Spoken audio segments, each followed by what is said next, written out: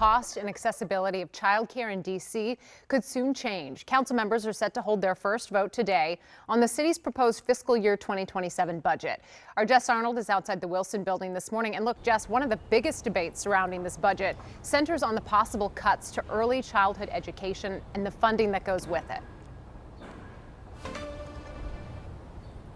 Yeah, that's right. We often see that happen here when it comes to budget talks, Simone. It's one of the first things on the chopping block. The mayor had proposed almost totally eliminating the Pay Equity Fund, which helps child care centers provide higher wages to their workers and thus improve the quality of child care. Now, Council Chair Phil Mendelson said in his briefing yesterday that he wants to restore all of that funding, as well as even add some more funding to child care subsidies. So I want you to hear directly from one of the leaders of one of these child care centers about what's at stake.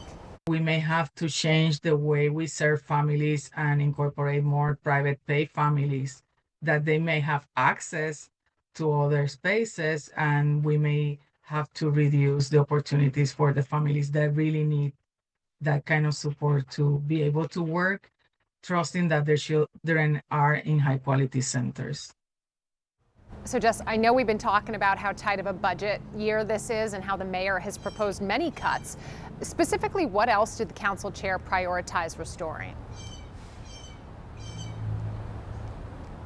Yeah, he talked about adding more housing vouchers, restoring some funding for charter schools, as well as restoring funding for the Healthcare Alliance. That helps provide health insurance to people who fall in that gap between Medicaid and employer-funded health insurance. He's also kind of expanding eligibility for that and putting eligibility at or below 138% of the federal poverty limit, which is about in line with what we see with their Medicaid benefits. All right, and finally, where is the council getting the money to restore the funding?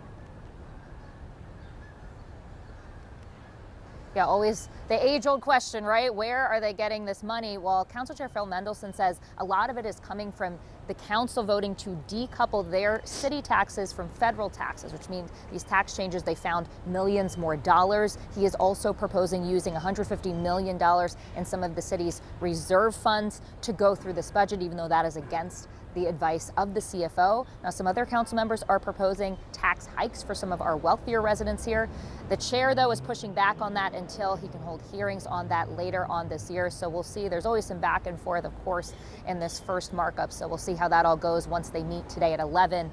Then the council chair says that second vote he's going to push off until the end of the month or even next month, Simone. Right. And for perspective here, the funding is only for this year. Next year, we're going to watch them go through this exact same process, have this same conversation in terms of where do we find the money for the things that we need to keep our society functioning. All right, Jess Arnold reporting for us this morning. Thank you.